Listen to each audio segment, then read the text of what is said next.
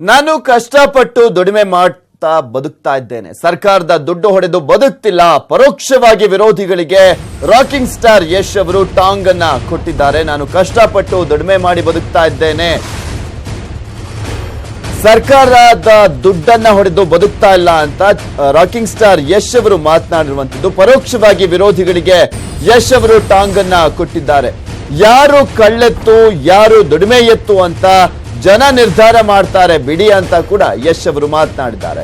ನಾವು ಕಷ್ಟಪಟ್ಟು ದುಡಿಮೆ ಮಾಡಿ ಬದುಕ್ತಾ ಇದ್ದೇವೆ ಅಂತ ಕೂಡ ಇಲ್ಲಿ ವಿರೋಧಿಗಳಿಗೆ ಟಾಂಗ್ ಅನ್ನ ಕೊಟ್ಟಿದ್ದಾರೆ ರಾಕಿಂಗ್ ಸ್ಟಾರ್ ಯಶ್.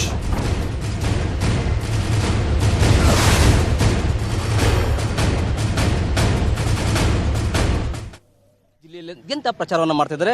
ಇವತ್ತು ಕೂಡ ಮದ್ದೂರು ಕ್ಷೇತ್ರದಲ್ಲಿ ಪ್ರಚಾರ ಮಾಡ್ತಿದ್ದಾರೆ. ಬನ್ನಿ ಆಗಿದ್ರೆ ರಾಕಿಂಗ್ ಸ್ಟಾರ್ ಯಶ್ ಅವರನ್ನು ಮಾತಾಡ್ಸೋಣ. ಹೇಗಿದೆ ಪ್ರಚಾರ, ಯಾವ ಒಂದು ವಿಷಯವನ್ನು ಇಟ್ಕೊಂಡು ಸುಮಲತಾ ಪರವಾಗಿ ಅವರು ಕೂಡ ಮತಯಾಚನೆ ಮಾಡ್ತಿದ್ದಾರೆ. ಸರ್ ನಮಸ್ತೆ ಸರ್. ನಮಸ್ಕಾರ ಸರ್. ಏನಿವತ್ತು ಸಕ್ಕನಾಡು ಮಂಡ್ಯ ಅನ್ಸ್ಕೊಂಡು ಮಂಡ್ಯದಲ್ಲಿ ಈಗ ಚುನಾವಣಾ ರಂಗೇ ಇದೆ. ಸುಮಲತಾ ಅವರು ಕೂಡ ಮಂಡ್ಯದ ಕ್ಷೇತ್ರ ಪಕ್ಷೇತರ ಅಭ್ಯರ್ಥಿಯಾಗಿದೆ. ಯಾವ ಒಂದು ಅಭಿವೃದ್ಧಿ ಕೆಲಸಗಳನ್ನು ಇಟ್ಕೊಂಡು ನೀವು ಅವರ ಮತ ಕೇಳ್ತೀವಿ ಸರ್?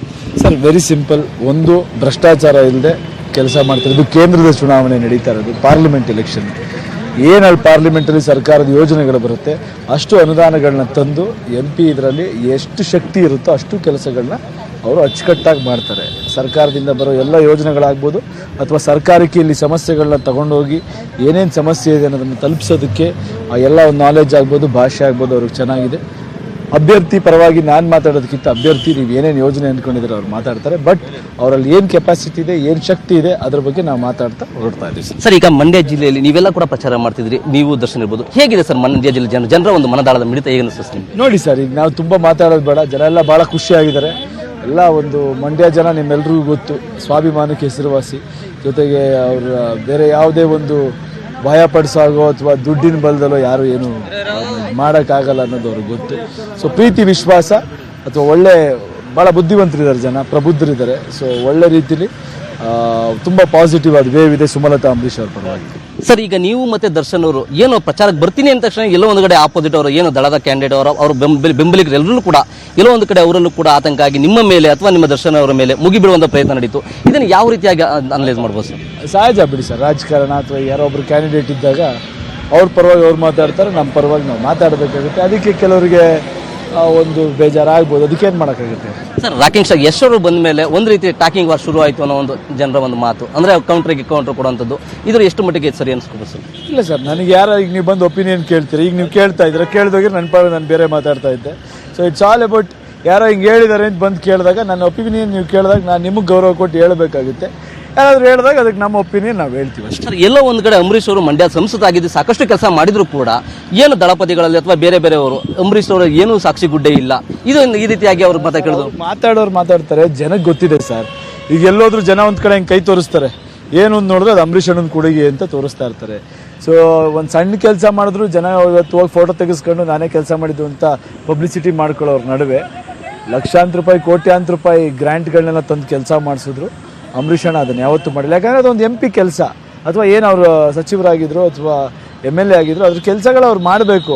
ಅದನ್ನು ಪಬ್ಲಿಸಿಟಿ ಮಾಡ್ಕೊಳ್ಳೋದ್ರಲ್ಲಿ ನಂಬಿಕೆ ಇಲ್ಲ. ಬಟ್ ಜನಕ್ಕೆ ಗೊತ್ತಿದೆ, ಗ್ರೌಂಡ್ ಲೆವೆಲಲ್ಲೂ ಜನ ಅದನ್ನು ನೆನ್ಪಿಟ್ಕೊಂಡಿದ್ದಾರೆ. ಸೊ ಎಲ್ಲರಿಗೂ ಅದು ಪರಿಚಯ ಇದೆ.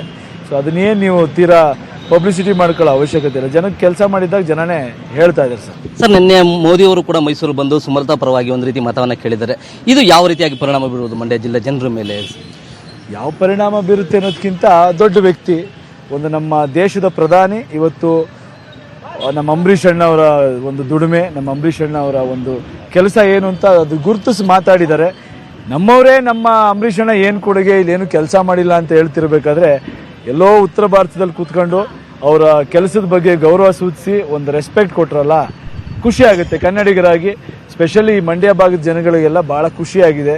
ಯಾಕಂದ್ರೆ ಅಂಥ ಒಬ್ಬ ವ್ಯಕ್ತಿ ಬಗ್ಗೆ ಅವರಿಲ್ಲ ಅಂತ ಇವತ್ತು ಕೆಲವರು ಕೇವಲವಾಗಿ ಮಾತಾಡ್ತಿರೋ ದಿನಗಳಲ್ಲಿ ಒಬ್ಬ ಪ್ರಧಾನಮಂತ್ರಿ ಅವ್ರ ಬಗ್ಗೆ ಗೌರವ ಸಲ್ಲಿಸಿದ್ದಾರೆ. ಸಾಕು ಬಿಡಿ, ಅದು ಖುಷಿ ಆಗುತ್ತೆ. ಚಿತ್ರನಟದ ನೀವು ಒಂದು ಅಭಿಮಾನದಿಂದ, ಅಂಬರೀಶ್ ಅವರ ಅಭಿಮಾನದಿಂದ ಇವತ್ತು ಪ್ರಚಾರಕ್ಕೆ ಬಂದಿದ್ದೀರಿ. ಆದರೆ ನಿಮ್ಮ ಪ್ರಚಾರಕ್ಕೆ ಬಂದಿರೋದನ್ನೇ ಅವರು ಕಳ್ಳೆತ್ತುಗಳು ಬಂದು ರೈತರ ಪರವಾಗಿ ಯಾರೂ ಕೂಡ ಇದು ಮಾಡಿಲ್ಲ, ಅವರಿಂದ ಏನೂ ರೈತರಿಗೆ ಒಂದು ಕೊಡುಗೆ ಇಲ್ಲ ಅನ್ನೋ ಮಾತುಗಳು CM ಸೇರಿದಂತೆ ಅವರ ಮಕ್ಕಳು ನಿಖಿಲ್ ಹಾಗೂ ಜಿಲ್ಲೆಯ ಎಲ್ಲ ಶಾಸಕ ಸಚಿವರಿಂದ ಬರ್ತಾರೆ ಸರ್. ಇಲ್ಲ, ಇದಕ್ಕೆಲ್ಲ ನಾನು ಉತ್ತರ ಕೊಟ್ಟಿದ್ದೀನಿ. ಮತ್ತೆ ಮತ್ತೆ ಅದೇ ಮಾತಾಡೋದು ಬೇಡ. ಜನ ಡಿಸೈಡ್ ಮಾಡ್ತಾರೆ ಬಿಡಿ ಸರ್, ಯಾರ್ಯಾರು ಕಳ್ಳೆತ್ತು, ಯಾರ್ಯಾರು ದುಡಿಮೆ ಇತ್ತು. ನಾವು ಕಷ್ಟಪಟ್ಟು ದುಡಿಮೆ ಮಾಡ್ಕೊಂಡೇ ಬದುಕಿರೋದು. ನಾವೆಲ್ಲೂ ಕಳ್ತನ ಮಾಡಿ ಅಥವಾ ಸರ್ಕಾರ ದುಡ್ಡು ಹೊಡೆದೇನು ನಾನು ಬದುಕಿಲ್ಲ. ಸೊ ಆ ಥರದ್ದೇನು ನಾವ್ಯಾಕೆ ತಲೆ ಕೆಡಿಸ್ಕೋಬೇಕು, ನಮ್ಮ ಬಗ್ಗೆ ಅಂತ ಯಾಕೆ ಅನ್ಕೋಬೇಕು, ಟೆನ್ಷನ್ ತಗೋಬಾರ್ದು, ಆರಾಮಾಗಿರ್ಬೇಕು, ಕೆಲಸ ಮಾಡ್ತಾ ಇರಬೇಕು. ಮಂಡ್ಯದ ಕ್ಯಾಮ್ರಾ ಮಧು ಜೊತೆ ರಾಘವೇಂದ್ರ ಗಂಜಾಂ, ನ್ಯೂಸ್ ಕನ್ನಡ.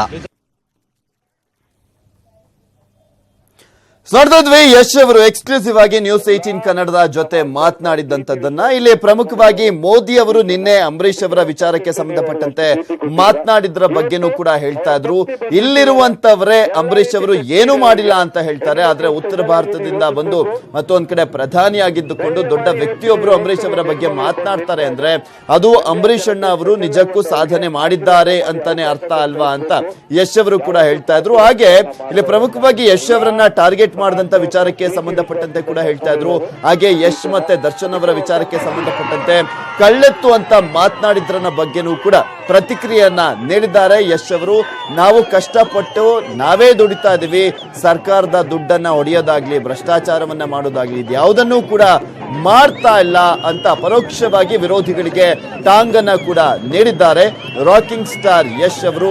ಏಟು ಎದುರೇಟು, ಹೇಳಿಕೆ ಪ್ರತಿ ಹೇಳಿಕೆ, ಈ ತಿರುಗೇಟಿನ ಹೇಳಿಕೆಗಳನ್ನ ಕೂಡ ನಾವು ನೋಡ್ತಾ ಇದ್ದೀವಿ. ಒಬ್ರು ಒಂದು ಹೇಳಿಕೆಯನ್ನ ಕೊಟ್ರೆ ಮತ್ತೊಬ್ರು ಅದಕ್ಕೆ ತಿರುಗೇಟನ್ನ ನೀಡ್ತಾ ಇರುವಂತದ್ದು ಮಂಡ್ಯ ಲೋಕಸಭೆ ಎಲೆಕ್ಷನ್ ಅಲ್ಲಿ ಸಾಕ್ಷಿಯಾಗಿದೆ.